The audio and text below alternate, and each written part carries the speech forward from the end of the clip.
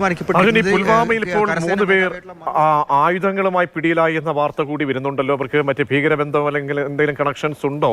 എന്ത് പരിശോധനയാണ് പോലീസ് ഇവരെ കേന്ദ്രീകരിച്ച് ചോദ്യം ചെയ്യലൊക്കെ നടത്തുന്നത്? തീർച്ചയായിട്ടും അത് ഏതെങ്കിലും രീതിയിലുള്ള ഭീകര സംഘടനയുമായി ബന്ധമുണ്ട് എന്നുള്ളൊരു വിവരം ഇതുവരെയും പുറത്തു വന്നിട്ടില്ല. കരസേനയും അതുപോലെ തന്നെ കാശ്മീർ പോലീസും സംയുക്തമായി നടത്തിയ ഒരു തിരച്ചിൽ, ഈ രഹസ്യ വിവരത്തെ തുടർന്ന് ലഭിച്ച ഒരു തിരച്ചിലാണ് ഈ 3 പേർ പിടിയിലാവുന്നത്. ഇവരുടെ കയ്യിൽ നിന്നും ആയുധങ്ങൾ കൂടി കണ്ടെടുത്തിട്ടുണ്ട്. 2 പിസ്റ്റളും നിരവധി വെടിയുണ്ടകളും ഒരു ആമോ നിറഞ്ഞ ഒരു ബാഗ് തന്നെ ഇവരുടെ കയ്യിൽ നിന്നും കണ്ടെത്തിയിട്ടുണ്ട്.